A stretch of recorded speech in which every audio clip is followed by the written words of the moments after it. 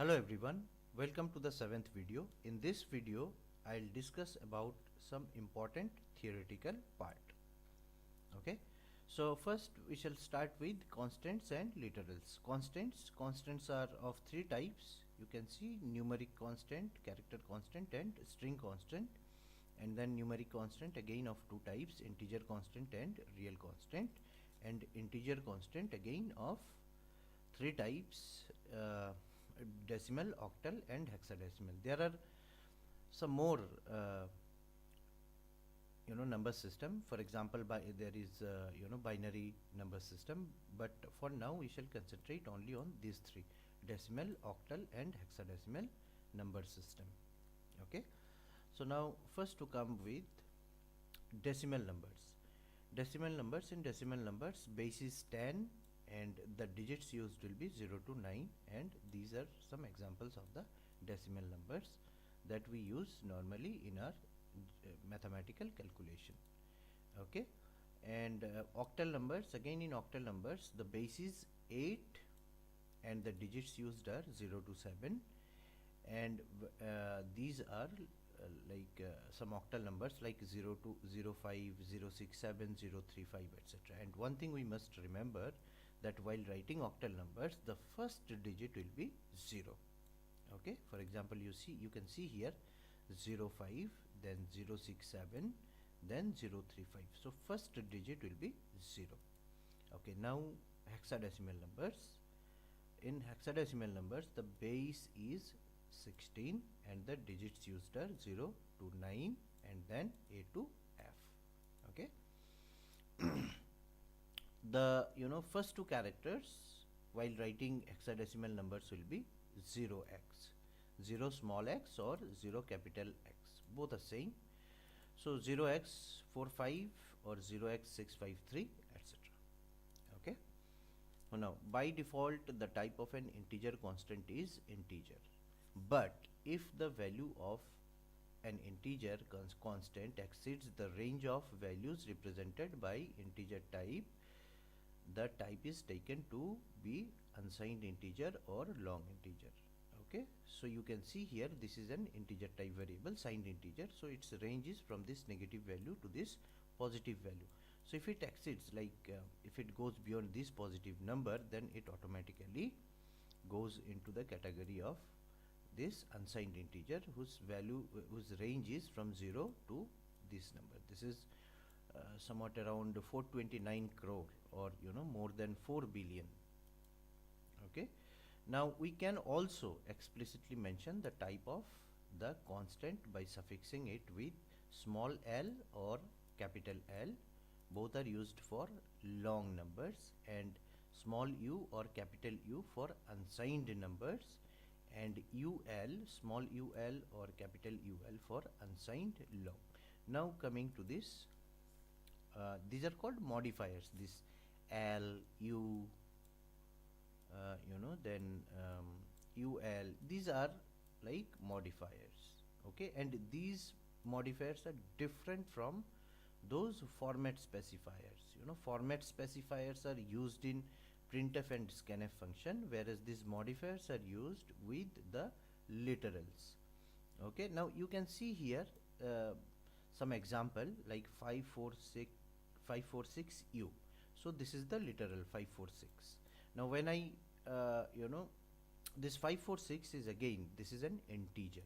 So when I add a suffix u means unsigned, so that means together it means 546 will be considered as unsigned integer.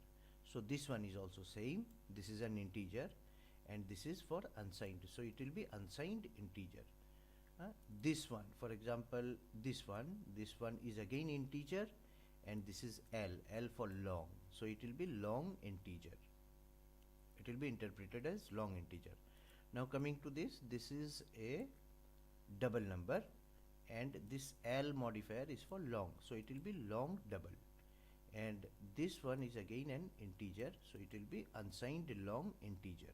And this one is also same, this one will be unsigned long integer. It goes like this. Okay, now real constants. So real constants, floating or double numbers. That means floating point constants are numeric constants that contain decimal point or fractional part. So you can see here in all these numbers, these numbers have this fractional part or decimal part. So for example 0.2, 25.036, they all have some fractional part or decimal numbers. So that is why they are considered as real numbers. Okay. Now for expressing very large or very small real numbers, exponential or scientific form is used.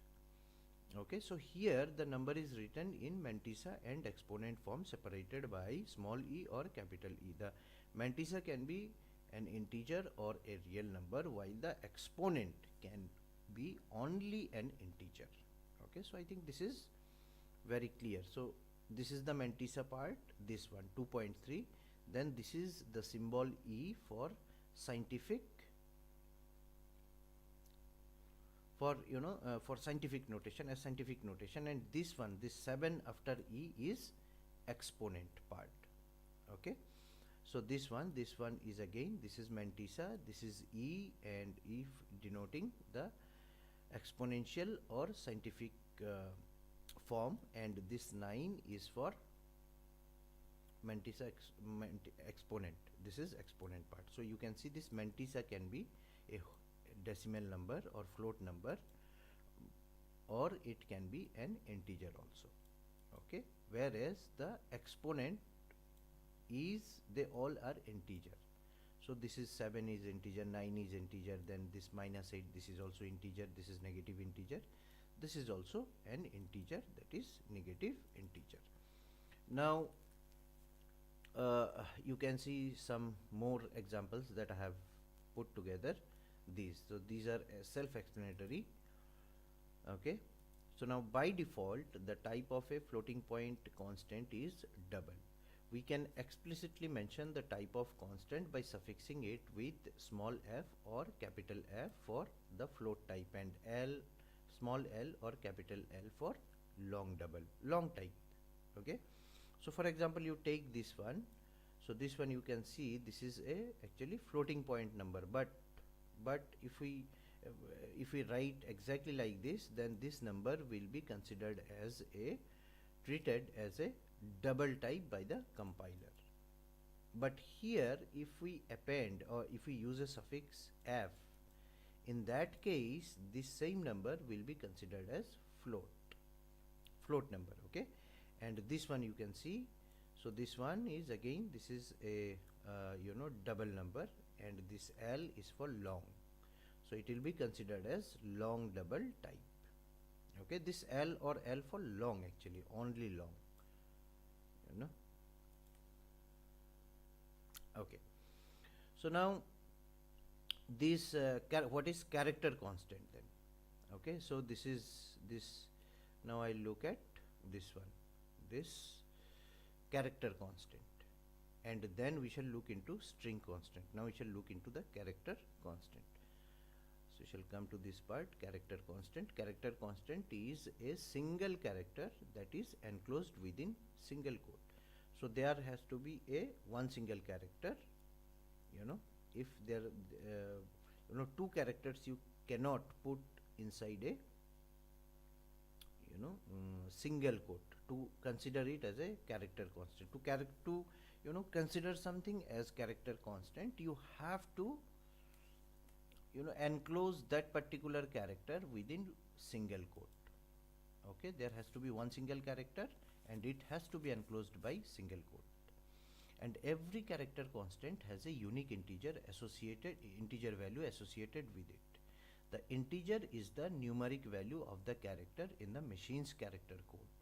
Okay, so now actually there comes, so that is called nothing but the ASCII code.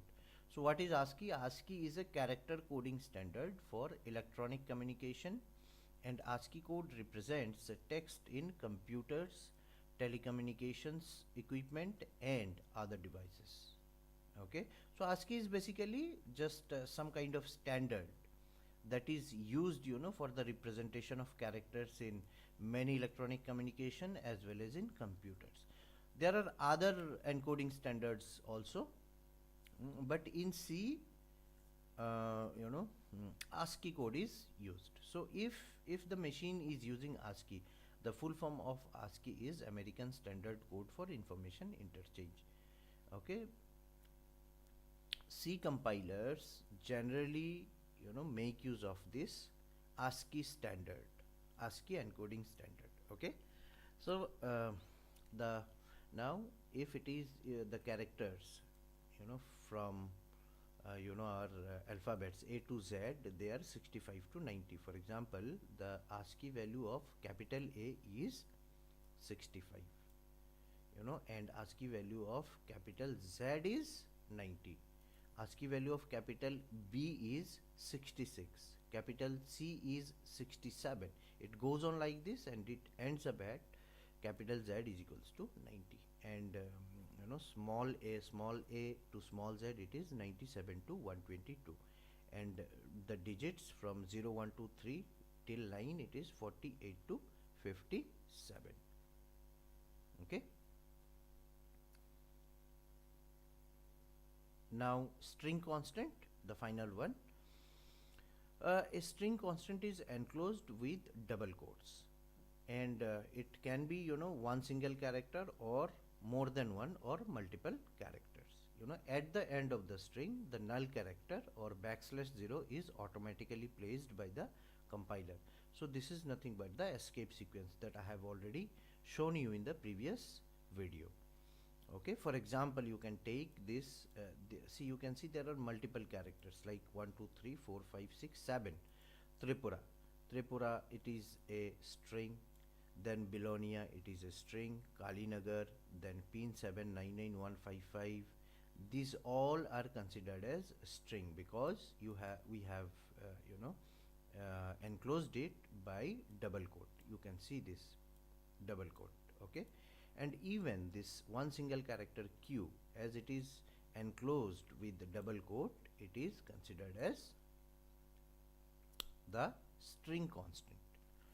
So okay, so now one very significant point is that what is the difference between when I enclose this one character with the double quote and a single quote. When I enclose it with the double quote, then it will be a string constant. It will be considered as a string constant, and at the end of Q, one thing will be added. That is \0. Okay. \0 will not be visible to us, but internally it adds this \0 character, or this is called as escape sequence. This is its name is null character. And Q character, when it is enclosed with single quote, character constant which represents decimal integer value 113 in ASCII table. Okay, that I have already shown you in the last video, last video, I guess. Okay. So now named constant. What is named constant? If we want to use a constant several times, we can provide a name. For example, if we want to use the constant 3.142857142 at multiple places in a program, we can give it a name pi and use this name instead of writing the constant value everywhere. That is absolutely correct. If you use this long number in a program multiple times, for example 20 times, so you have to write these long numbers every time you make use of it. So this is something error prone activity, and even in future if you need to change this value, so in that case also you have to make change in each and every occurrence of this particular number, which is a tedious job. So that is why what you do is you assign this value to a named constant pi, and instead of using this number, this long number, you use this name pi. Okay, so this type of constants are called symbolic constant or named constant.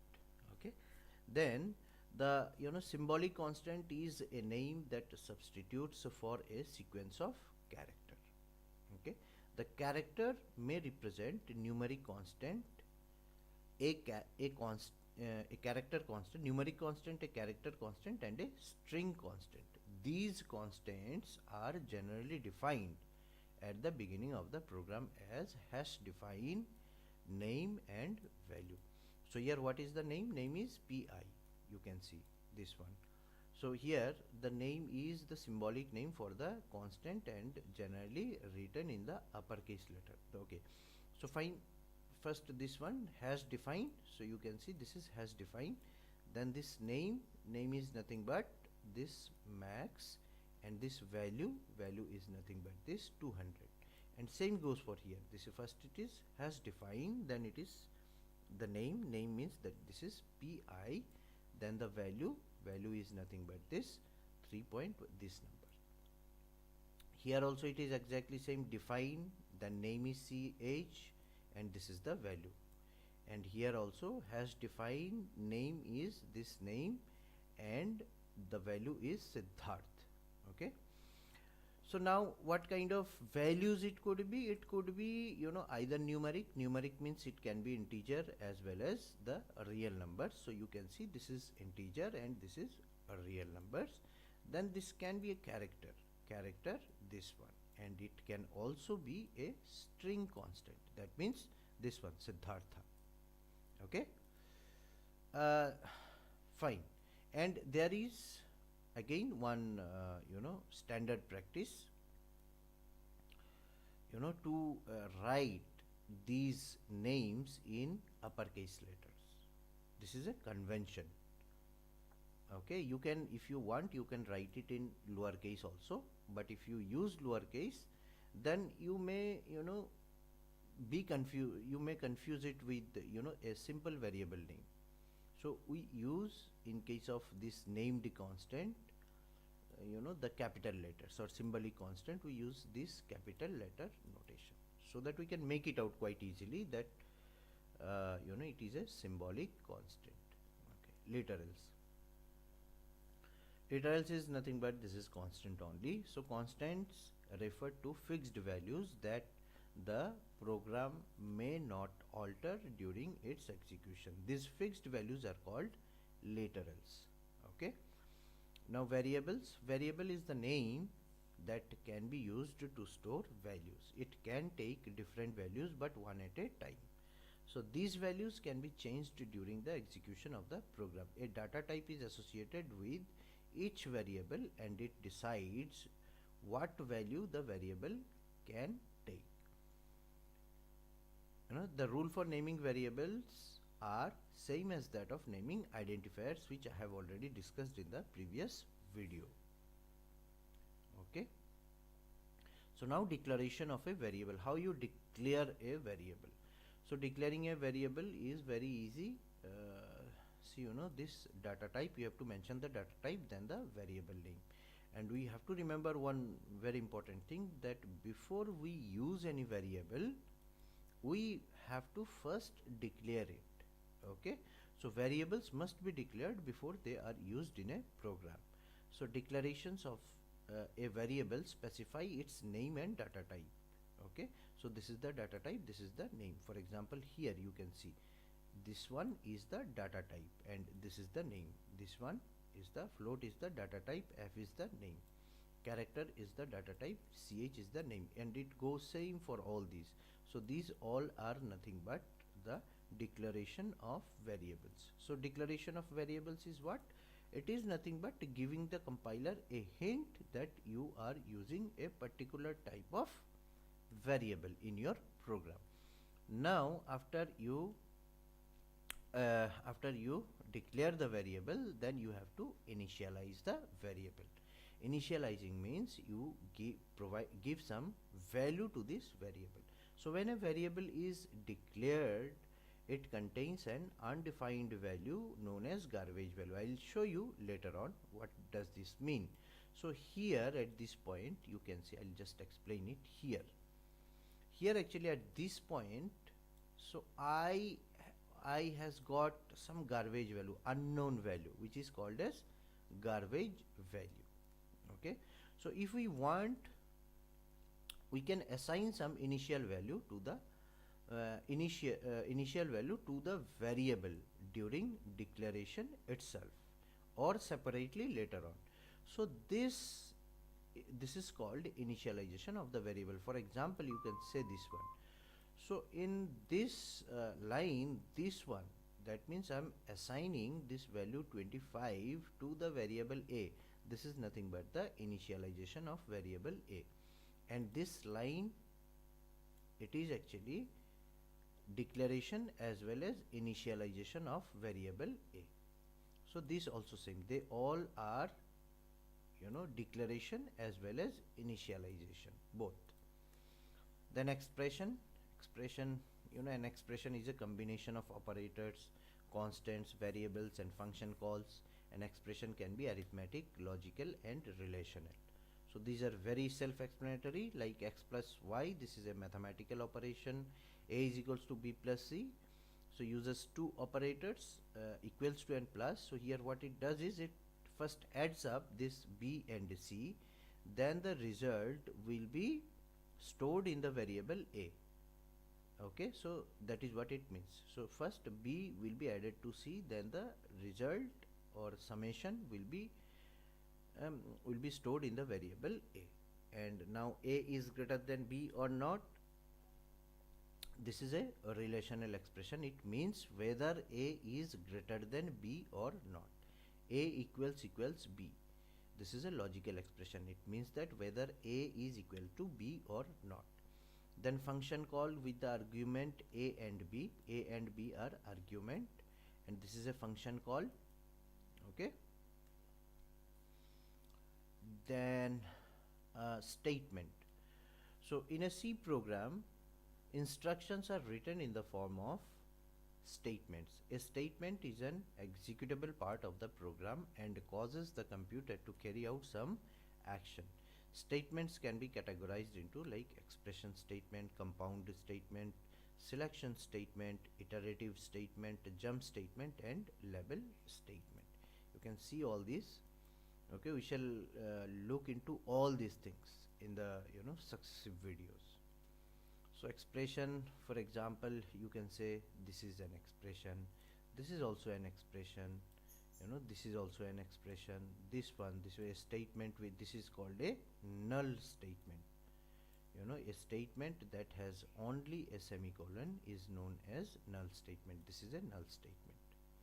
Okay, then compound statement. Compound statement is nothing, a compound statement consists of several statements enclosed within a pair of curly braces. For example, within this pair of curly braces, this is opening curly brace, this is closing curly braces. I have used many statements. You can see the many statements I have used. So whatever I have used within this pair of curly braces, they are also called as block of statement. Okay, note that there is no semicolon after the closing. Okay, fine. Here there is no semicolon. Okay, so if any variable is to be declared inside the block, then it can be declared only at the beginning of the block. Okay, this is fine. So if you want to make use of any particular variable inside a block, then you have to first declare it. For example, you can see here I have declared as well as initialized these three variables, and here I have declared again two variables, area and volume. Okay, the variable that are declared inside a block can be used. Okay, fine. So these variables are can be is active only within this block of code. These are called as local variables, which I again in the future video we shall discuss about all these things. But it is just giving you some sort of acquaintance with all these things. You must understand what is block of statement here. Block of statement is whatever statements you write within this pair of curly braces, they are nothing but the block of statement. If you declare and define a variable within this block, then they are called as local variables, and they are active. They are active only within this block of code. Okay, then finally it is comments. comments are like there is single line comment and then multi-line comment. So if you want to write something single line comment, so you have to make use of this two front slashes, one after the other, and you can write one single comment in this way also, front slash then star, then in place of these dots you can actually write your comment, and it is ended with one star and one front slash. And you can write multi-line comments also by this, like front slash then one star, then in place of these dots you can write your comments, and you have to terminate this multi-line comment with this star and front slash. So this is compulsory, this and these are compulsory, and you can actually write even here I have shown only 3 lines, but if you want you can write more than 3 lines of comments. Okay, lines are very important when you deal with big projects, so then they help. So this is all for this video, so thank you.